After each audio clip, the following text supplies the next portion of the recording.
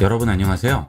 모든 디지털 IT 기기에는 용도와 크기에 상관없이 기기를 작동하게 만드는 OS라는 것이 설치되어 있습니다. 지금부터 이런 디지털 기기라면 기본적으로 설치되어 있고 그 기기를 작동하게 하는 OS의 개념과 컴퓨터에 설치되는 대표적인 OS인 윈도우의 기본에 대해 알아보겠습니다. OS는 디지털 기기를 작동하게 만들어주는 기본적인 프로그램이 되겠습니다. OS가 설치되어 있지 않으면 사용자와 기기를 연결을 해서 명령을 하고 명령에 대한 결과를 보여주는 모든 작업들을 할 수가 없죠. 그래서 항상 이런 디지털 기기에는 OS들이 설치가 되어 있습니다. 컴퓨터, 스마트폰, 그 외에 자동화된 모든 기기들에는 OS가 설치되어 있죠. TV에도 설치가 되어 있죠. 그 중에서 컴퓨터를 작동하게 만들어주는 대표적인 것이 윈도우가 있겠죠. 그 다음 애플 컴퓨터를 작동하게 도와주는 OS가 또 있고요. 그 다음 스마트폰일 경우에는 안드로이드가 OS가 되겠죠. 구글이 그 안드로이드 OS를 만드는 곳이죠. 그리고 구글에서 OS를 만들어서 배포하면 각 스마트폰 기기를 만드는 회사에서 그 기기에 최적화된 OS로 조금 변형을 해서 내놓게 되죠. 삼성 같은 경우에는 원 UI라고 하죠. 그 다음에 일반 윈도우가 돌아가는 PC에 설치를 해서 이용을 할 수 있는 리눅스가 있겠죠. 그 다음 서버에서 사용하게 되는 오라클도 있을 수 있겠고요. 아주 다양하게 있습니다. 그런데 일반적으로 우리가 일상에서 사용하는 PC에는 윈도우와 또는 맥을 쓰는 분들은 맥 OS가 설치가 되죠. 이번 시간에 배울 윈도우는 PC에 설치되는 OS가 되겠죠. PC에 설치되는 이 윈도우에도 종류가 여러 가지가 있죠. 버전이 매번 업데이트가 되면서 7, 8, 10, 11까지 나와 있죠. 아직은 11을 쓰는 분들이 많지가 않아서 지금 거의 대다수 분들은 10을 많이 이용을 하실 텐데요. 두 개 차이는 그렇게 크지가 않습니다. 전체적인 레이아웃이라든지 메뉴의 위치만 다를 뿐이지 기본 사용 방법은 동일하다고 보시면 되겠습니다. PC를 이용을 하실 때 기본적인 장비가 있죠. 첫 번째로는 컴퓨터가 있겠죠. 컴퓨터가 있어야 OS를 설치할 수 있으니까 컴퓨터는 무조건 있어야 되겠고요.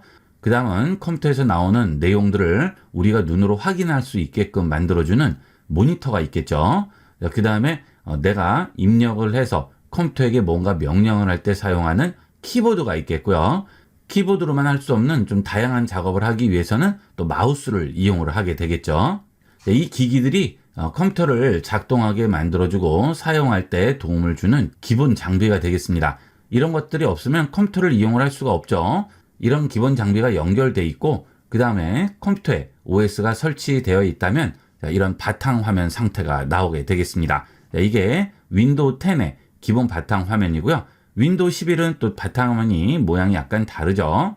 하지만 기본은 똑같습니다. 아래쪽에 작업 표시줄이 있고요. 여기는 바탕화면이 있고 그 다음에 휴지통, 그 다음에 좌측 하단에 있는 시작 버튼을 눌렀을 때 나오는 이 컴퓨터에 설치되어 있는 다양한 프로그램들이 보이게 되겠죠. 자, 이 프로그램들을 보통 요새 어플 또는 앱 이렇게 부르죠. 다 동일한 말이 되겠습니다. 그 다음은 OS가 설치되어 있다면 기본적으로 같이 설치가 되어 있는 프로그램들을 보도록 하겠습니다. 첫 번째로 여러분이 컴퓨터를 가장 많이 쓰는 이유가 인터넷 검색이죠. 인터넷을 이용할 때 가장 많이 쓰게 되는 웹 브라우저가 되겠습니다. 윈도우는 마이크로소프트에서 만든 OS이기 때문에 컴퓨터의 가장 기본인 웹 브라우저가 마이크로소프트에서 만든 엣지라는 웹 브라우저가 기본 설치가 되어 있습니다. 여러분이 또 많이 쓰시는 크롬 같은 경우에는 기본으로 포함되어 있지 않죠. 회사가 다르기 때문에 크롬 같은 경우에는 구글에서 따로 설치를 해주셔야 되겠죠. 그 다음 또 컴퓨터를 이용을 할 때 가장 많이 쓰게 되는 워드 프로세서가 있겠죠. 윈도우에는 두 가지 기본 워드 프로세서가 들어가 있죠. 윈도우 시작 버튼 누르시고요. 여기서 메모장이라고 치겠습니다. 그러면 메모장 앱이 나오게 되겠죠. 자, 그 다음에 또 하나는 워드패드가 있죠. 자, 이 메모장과 워드패드의 차이는 이 메모장은 단순히 텍스트를 입력하는데 주안점을 두기 때문에 여러 가지 기능들을 제공을 하지 않은데 이 워드패드는 좀 다양한 기능들을 제공을 하죠. 좌측이 메모장이고 우측이 워드패드죠. 메모장 같은 경우에는 이렇게 텍스트를 입력하고 서식에 들어가 보시면 자동 줄바꿈 또는 글꼴 이런 것들밖에는 설정을 할 수 없는 반면 워드패드 같은 경우에는 좀 더 다양한 설정을 할 수가 있죠. 글씨 크기, 컬러, 뭐 자간이라든지 정렬이라든지 이런 여러 가지를 설정을 할 수 있고요. 사진도 넣어줄 수 있고 그림도 그릴 수 있고 날짜 및 시간도 삽입을 할 수가 있습니다. 간단하게 쓰실 때는 이 메모장을 쓰시면 되겠고요. 좀 더 체계를 갖춰서 텍스트를 써야 할 경우에는 워드패드를 이용을 하시면 되겠죠. 일반적인 사용자들은 워드 프로세서를 다른 걸 설치하지 않고 이 워드패드만 가지고도 충분히 이용을 할 수가 있습니다. 컴퓨터로 다른 여러 가지 작업들을 할 경우에 필요한 프로그램들을 설치를 하게 되는데요. 그렇지 않고 그냥 기본 사용만 할 때는 윈도우에 설치되어 있는 기본 프로그램으로도 충분히 이용하시고 활용할 수가 있습니다. 자, 다시 윈도우 시작 버튼 누르시고요. 그 다음은 그림판이 있겠죠. 자, 그림판이라고 또 칩니다. 그림판은 내가 원하는 그림을 마음대로 그려줄 수가 있죠. 브러쉬 같은 걸로 이렇게 마음대로 그릴 수 있고요. 색도 지정을 할 수 있겠죠. 얼마든지 원하는 그림 그릴 수 있습니다. 여기서 지우개로 지울 수도 있겠죠. 자, 이렇게. 그래서 뭐 그림을 그린다든지 글씨를 쓴다든지 전부 다 자체 기능만으로도 가능합니다. 사이즈는 여기 또 있네요. 그렇죠? 여기서 원하는 사이즈로 크기를 키워서 지우거나 칠할 수 있겠죠. 그리고 사진을 불러와서 여기서 원하는 부위만 잘라줄 수도 있겠습니다. 자, 그 다음은 비디오 편집기죠. 자, 간단하게 영상 편집도 얼마든지 가능합니다. 자, 내가 원하는 영상이 있을 경우 그 영상을 PC에 복사하고 비디오 편집기에서 선택을 해주게 되면 해당 영상이 들어오게 되겠죠. 자, 여기에서 필요한 부분을 자를 수도 있고요. 두 개로 분할할 수도 있고 간단한 텍스트를 넣을 수도 있고요. 효과도 줄 수 있고 필터도 적용을 할 수가 있습니다. 그리고 배경음악도 지정을 할 수가 있죠. 복잡한 영상 편집 프로그램을 이용하지 않더라도 이 비디오 편집기만으로도 충분히 기본 편집은 할 수가 있어요. 그 다음은 계산기가 있죠. 이 윈도우에 포함되어 있는 계산기가 기능이 아주 훌륭합니다. 좌측 상단에 있는 버튼 누르시면 공학용, 그래프, 날짜 계산, 환율, 무게, 온도, 에너지, 면적, 각도, 데이터 웬만한 건 전부 다 계산을 할 수가 있어요. 예전에는 공학용 계산기 같은 거 따로 이용을 하시는 분들 많으셨죠? 컴퓨터가 있으신 분들은 그런 게 필요 없죠. 이 계산기만 이용을 해도 웬만한 계산은 전부 할 수가 있고요. 그래프까지 전부 표현이 됩니다. 자, 그 다음은 이 윈도우를 사용하기 위해서는 기본 설정이 필요합니다. 이런 기본 설정들은 윈도우 시작 버튼을 누르시게 되면 여기 설정이라고 있습니다. 이 설정에서 여러 가지 기본 설정들을 해주게 돼요. 자, 설정으로 들어가겠습니다. 자, 그러면 설정 메뉴가 나오게 되죠. 내 시스템에 대한 거라든지 연결된 장치라든지 네트워크 관련된 거라든지 시간, 날짜, 설치된 앱들 전부 확인이 가능합니다. 일단 여러분들이 이 설정에서 제일 먼저 확인을 하셔야 될 부분은 윈도우스 업데이트가 되겠습니다. 자, 아래쪽에 있는 업데이트 및 보안 들어가서 보시면 여기에 지금 최신 상태라고 나오고요. 언제 마지막으로 체크했는지 나오게 되죠. 최대한 최신 업데이트를 이용을 하시는 게 안전하게 이용을 할 수가 있겠죠. 자, 윈도우를 만들었을 때 생각지도 못했던 문제가 계속 발생을 할 수가 있기 때문에 매번 업데이트 패치라는 것을 마이크로소프트에서 배포를 하게 됩니다. 그 업데이트 패치를 설치함으로써 윈도우를 안정적으로 만들어주는 거죠. 여러분들이 자동차를 구매를 하셨는데 문제가 생겼을 경우에 리콜을 하게 되죠. 똑같다고 생각하시면 되겠습니다. 그런데 OS 같은 경우에는 자동차같이 물건이 아니기 때문에 일일이 찾아갈 필요 없이 인터넷으로 업데이트를 설치를 할 수가 있는 거죠. 그 다음에 지금 저는 윈도우 11 업데이트 이용하라고 떠 있죠. 윈도우 10 정품을 이용을 하시는 분들은 11로 업데이트가 무료로 가능합니다. 윈도우 10은 앞으로 2년 안쪽으로 전부 종료가 되기 때문에 그 안에는 윈도우 11로 업데이트를 해주셔야 되겠죠. 일단은 지금은 윈도우 10을 쓰시는 분들은 여기서 업데이트 확인을 꼭 눌러서 현재 업데이트가 없는지를 꼭 확인을 해주도록 하세요. 업데이트가 되면 보안도 패치가 되기 때문에 좀 더 안정적으로 이용할 수 있죠. 지금 벌써 업데이트 하나 됐죠. 이런 식으로 틈날 때마다 한 번씩 확인을 해주도록 하세요. 그 다음에 내 컴퓨터의 기본적인 내용들을 알고 있어야 되겠죠. 여기 보시면 시스템이라고 있죠. 시스템 들어가셔서 좌측에서 제일 아래쪽에 내려가 보면 정보라고 있습니다. 정보 들어갑니다. 그러면 내 컴퓨터 프로세서라든지 메모리가 얼마가 설치되어 있는지, OS는 어떤 건지 확인을 할 수가 있죠. 거의 기능이 동일하지만 32비트 OS와 64비트 OS가 지원을 하는 게 다른 게 있을 수 있어요. 그럴 경우 본인 OS가 지원을 하는지 안 하는지 확인을 하기 위해서 여기에서 운영체제의 비트를 확인을 해주시면 되겠죠.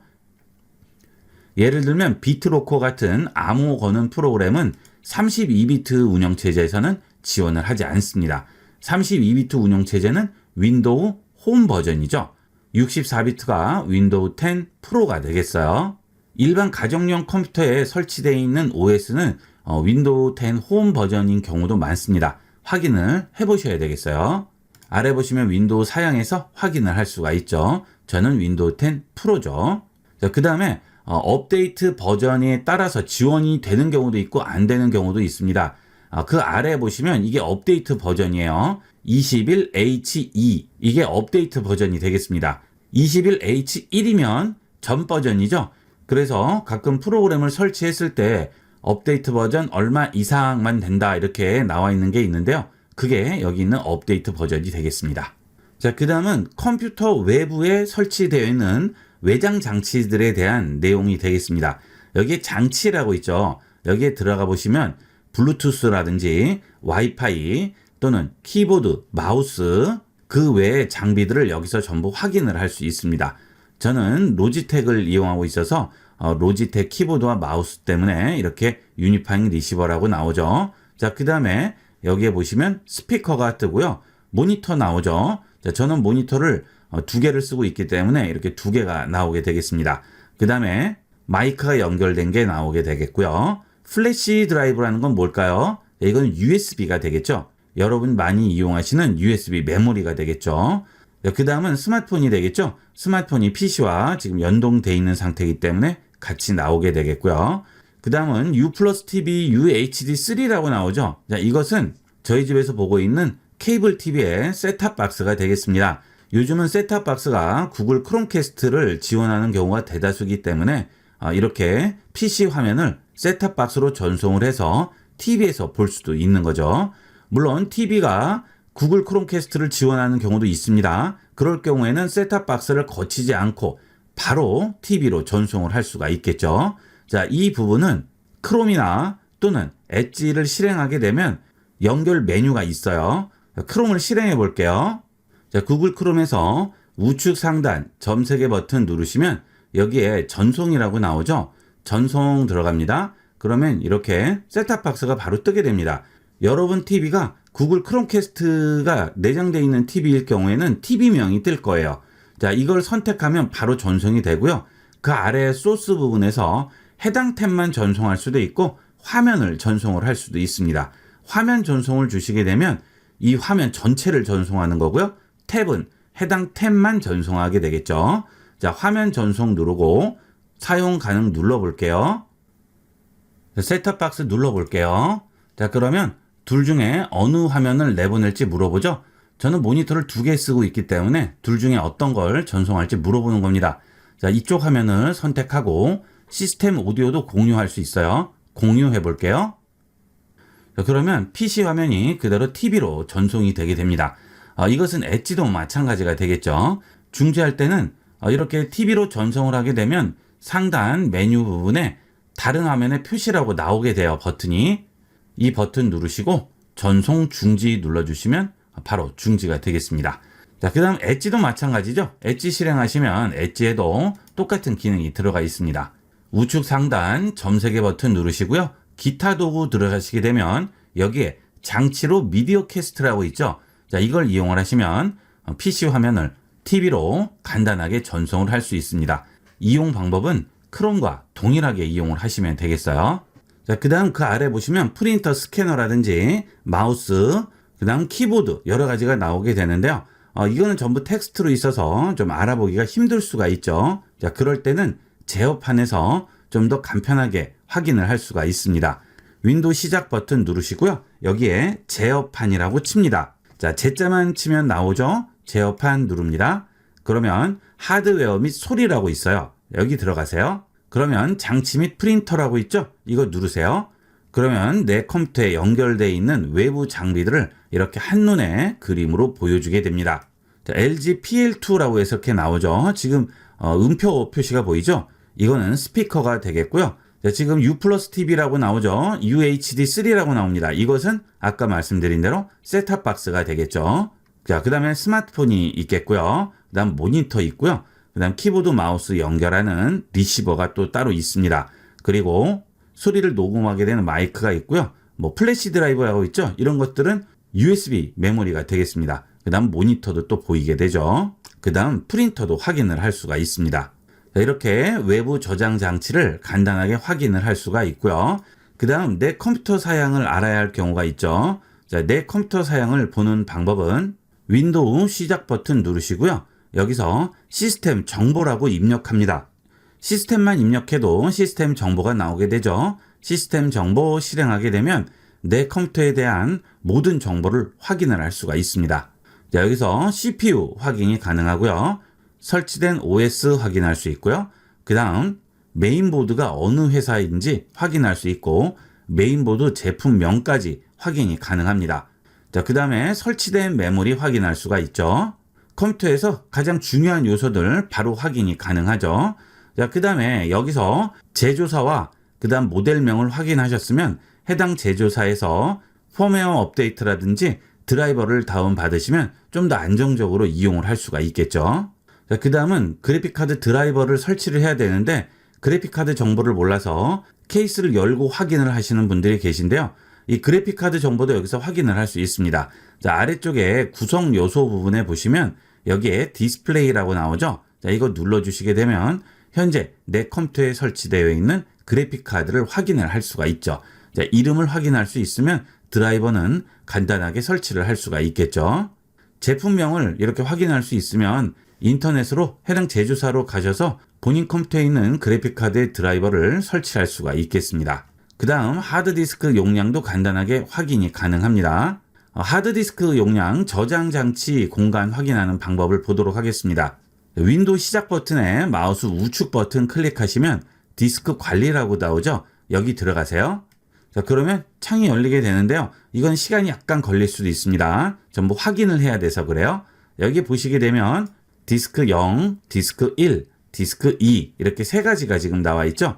이거는 USB죠. 자, 그 다음에 디스크 1은 부팅 페이지 파일 기본 데이터 파티션이라고 하죠. 여기에 OS가 설치가 되어 있는 겁니다. 여기 C라고 나와 있죠. 자, 그 다음에 여기는 드라이브를 하나 더 붙여 놓은 거죠. 1.5테라짜리가 되겠습니다. 자, 이런 식으로 디스크도 확인이 가능합니다. 자, 컴퓨터를 잘 이용하고 이용 못하는 가장 첫 번째 조건은 일단 본인의 컴퓨터에 대해서 제대로 알고 있는 거죠. 내 컴퓨터를 제대로 알고 있어야 어디까지가 가능한지 어디는 가능하지 않은지 이런 것들을 알 수가 있겠죠. 보통 요즘은 프로그램들이나 OS 자체가 용량이 크기 때문에 예전같이 권장사양 4기가 정도로 해서는 컴퓨터 속도가 굉장히 느려지고 답답함을 느낄 수 있습니다. 되도록이면 메모리가 최소한 8기가는 되셔야 여러분이 어느 정도 이용하시는 데는 지장이 없겠죠. 물론 간단한 인터넷 서핑 정도는 4기가만 이용을 하셔도 되긴 하겠지만 좀 더 쾌적하게 이용을 하시려면 8기가는 기본이라고 생각하시면 되겠습니다. 이런 것들도 본인 컴퓨터의 사양이 어느 정도인지를 알 수 있어야 메모리를 증설한다거나 업그레이드 한다거나 하는 여러 가지 생각들을 할 수가 있겠죠. 이렇게 해서 OS의 개념과 윈도우의 기본적인 내용에 대해서 알아봤습니다. 컴퓨터를 잘 다루려면 이것도 공부하고 똑같습니다. 기본이 잘 갖춰져야 나중에 실력도 많이 느는 거죠. 여러분들도 이런 기본적인 내용들을 등한시하지 마시고 잘 숙지를 해두도록 하세요. 컴퓨터는 다양한 부품들과 외부 저장 장치로 이루어져 있습니다. 지금부터 컴퓨터를 구성하는 기본 구성 요소들과 다양한 외부 저장 장치의 연결 및 사용법에 대해서 알아보도록 하겠습니다. 우선 컴퓨터 케이스를 열고 내부를 봤는데요. 이 안에 보시면 여러 가지 부품들이 이루어져 있죠. 자, 여기 아래에 있는 이 부분이 메인보드가 되겠습니다. 자동차의 차체라고 생각하시면 되겠죠. 자, 자동차의 차체가 있으면 그 다음엔 뭐가 있어야 될까요? 그 다음은 엔진이 있어야 되겠죠. 엔진이 각 부분별로 동력을 전달해서 자동차를 움직이게 하는 거죠. 자, 그 엔진이 여기 있는 CPU가 되겠습니다. 자, 이 부분은 CPU 위에 얹혀 있는 쿨링 팬이 되겠습니다. 이 쿨링 팬으로 CPU의 온도를 식혀주죠. 자동차도 엔진을 식혀주는 부분이 있죠. 엔진의 열이 많이 오르게 되면 공냉식과 순냉식 같은 방식을 이용을 해서 엔진의 열을 식혀주게 되는데요. 이 컴퓨터도 똑같이 이 쿨링 팬이 붙어 있습니다. 컴퓨터에 있는 쿨링 팬도 이런 공냉식이 있고 그 다음에 순냉식도 있죠. 지금 이 공냉식은 이 아래에 있는 CPU의 열기를 이 위쪽으로 전부 전달을 하고 여기 있는 팬이 이쪽으로 바람을 넣어서 케이스 뒷면에 있는 팬으로 열기를 빼내게 되는 거죠. 그래서 이 팬이나 또는 이 방열판에 먼지가 끼어 있게 되면 CPU의 온도가 많이 올라가게 됩니다. 그래서 컴퓨터 속도에 많은 영향을 주겠죠. 그래서 컴퓨터를 한 번씩은 꼭 청소를 해주셔야 됩니다. 컴퓨터 청소하실 때 청소기 같은 걸로 이렇게 빨아들이고 하시는데 그래도 먼지가 완전히 빠지지는 않습니다. 그래서 이 안에 붙어 있는 먼지들을 깨끗하게 바깥으로 빼내려면 이런 먼지 제거 스프레이를 이용을 하시면 편리하게 이용을 할 수가 있겠죠. 자, 이 먼지 제거 스프레이는 안에 질소가 들어있는 상태이기 때문에 흔들면 앞쪽으로 서리 같은 게 나와서 여기에 끼게 됩니다. 그러면 아무래도 수분이 들어가니까 컴퓨터에는 굉장히 안 좋겠죠. 그래서 이 먼지 제거 스프레이를 이용을 하실 경우에는 흔들지 마시고 그 상태에서 그냥 눌러만 주시면 돼요.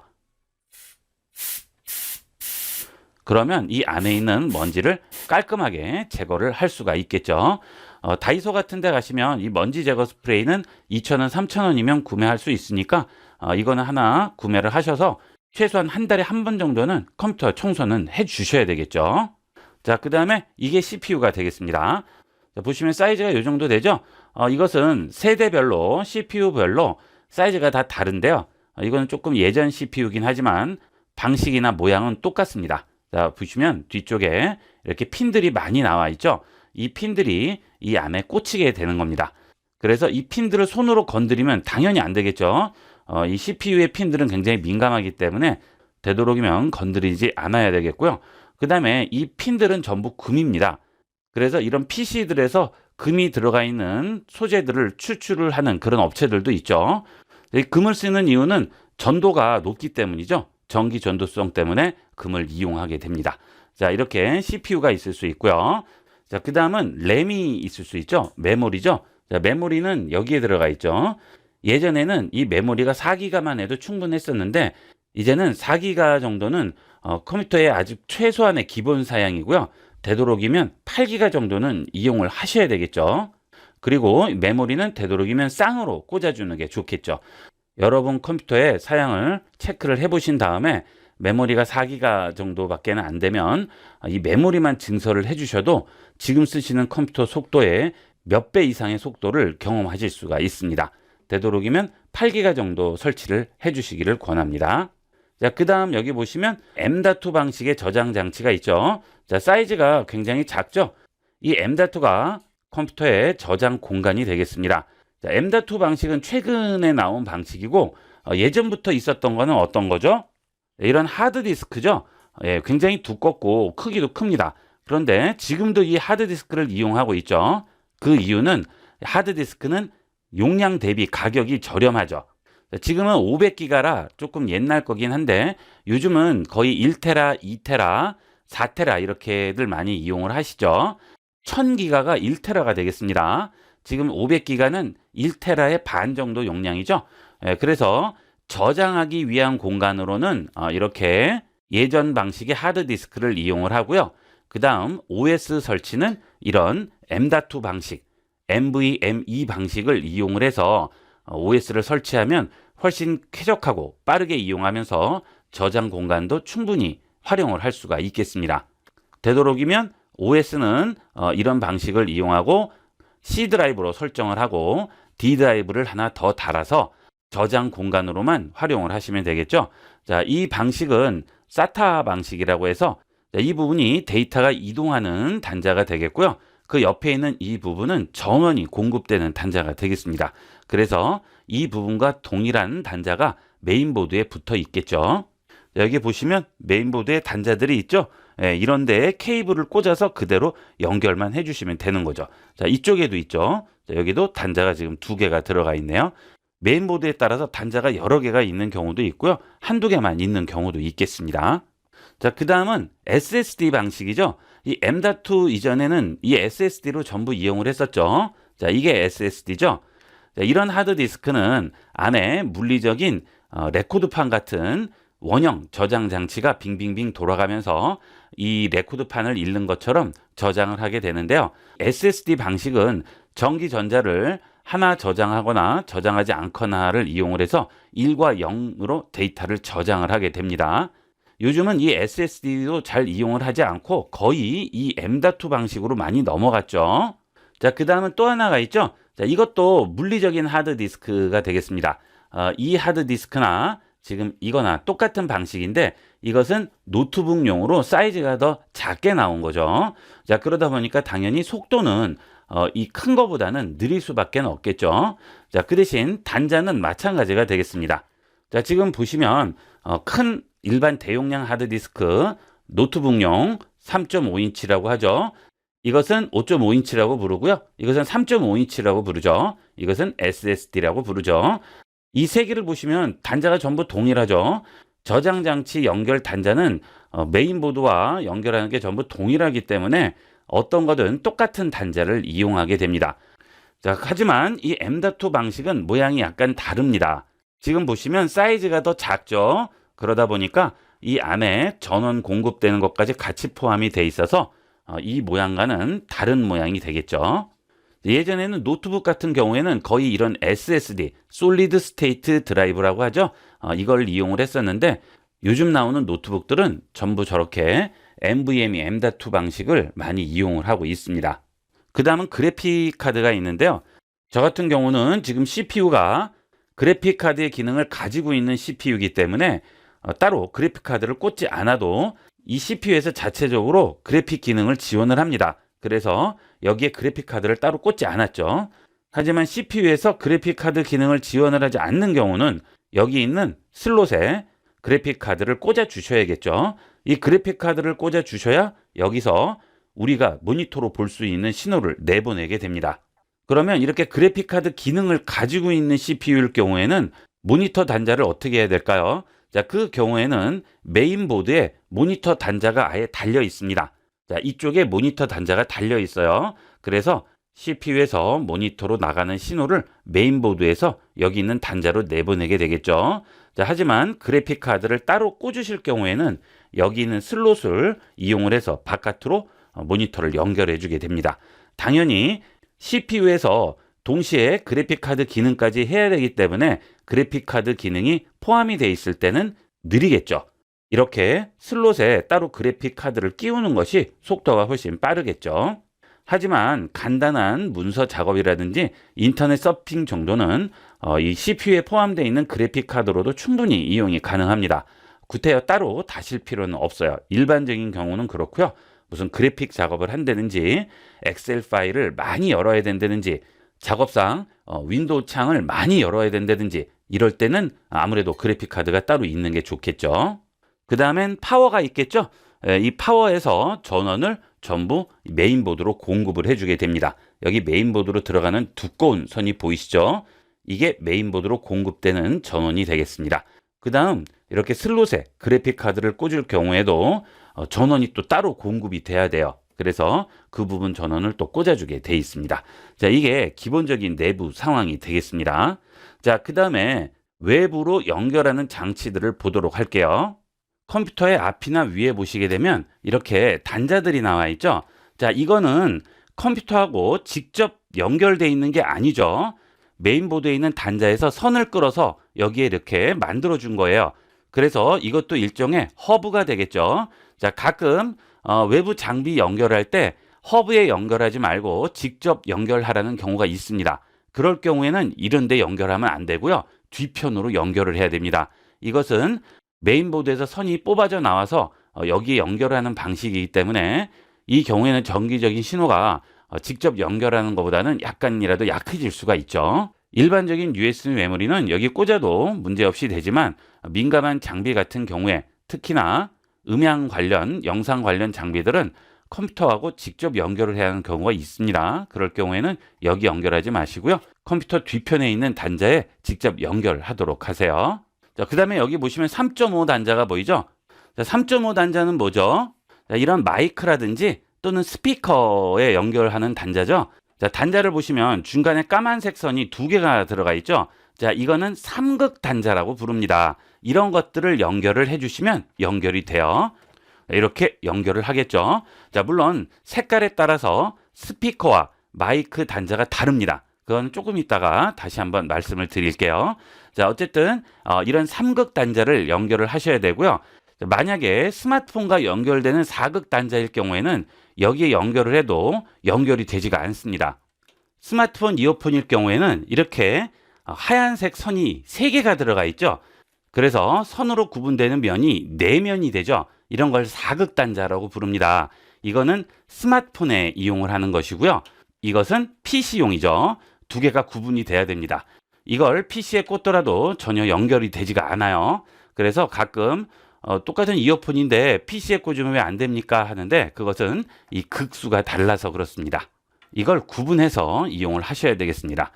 요즘은 PC에서 카톡도 이용하시고 전화도 걸 수 있고 또 스마트폰과 PC를 연결해서 통화도 가능하고 또는 음성을 텍스트로 바꿔주는 기능들이 윈도우에서 제공이 되죠.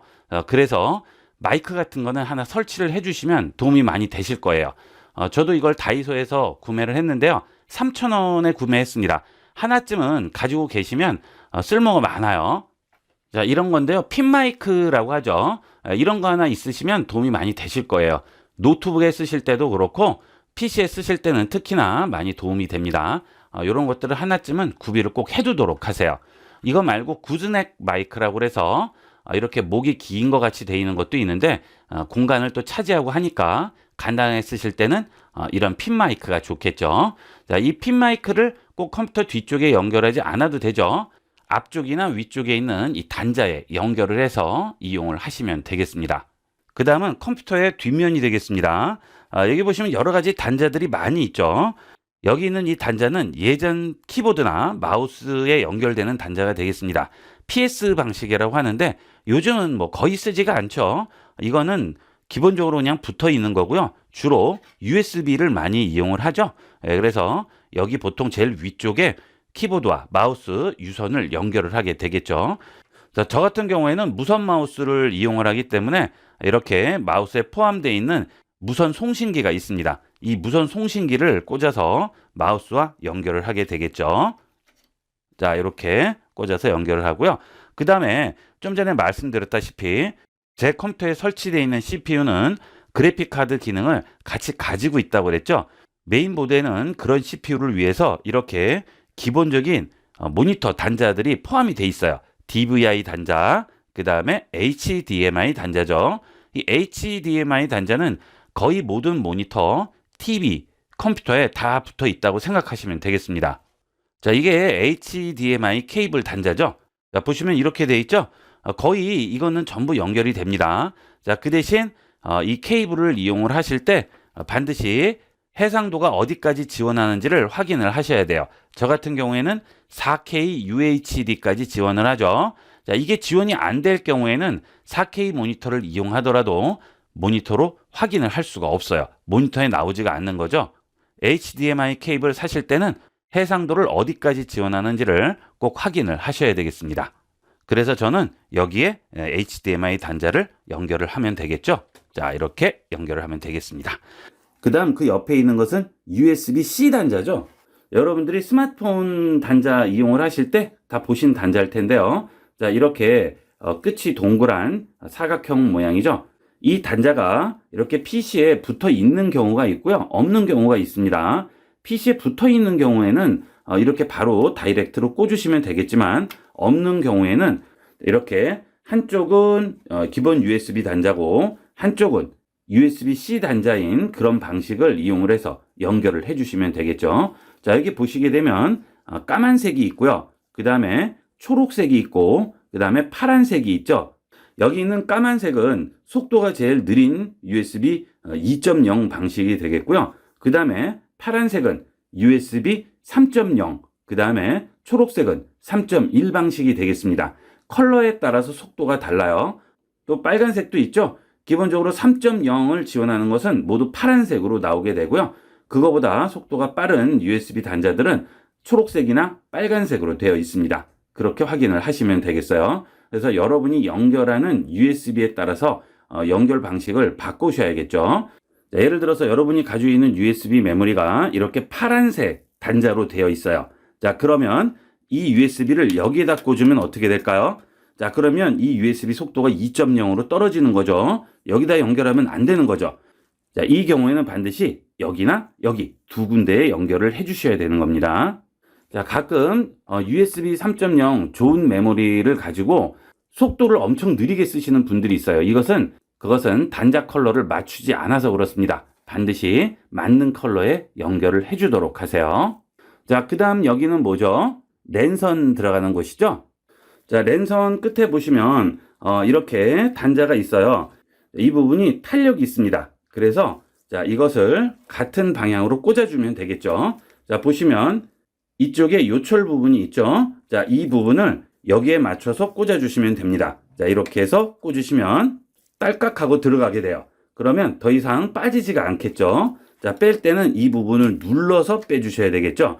자, 이게 랜선이고요. 전화선은 이거보다 작아요. 그래서 그냥 쑥 들어갑니다. 전화선을 여기다 꽂으시면 절대 안 되겠죠. 가끔 그렇게 꽂는 분들 계신데 항상 랜선과 전화선은 구별을 해서 이용을 하셔야 되겠습니다.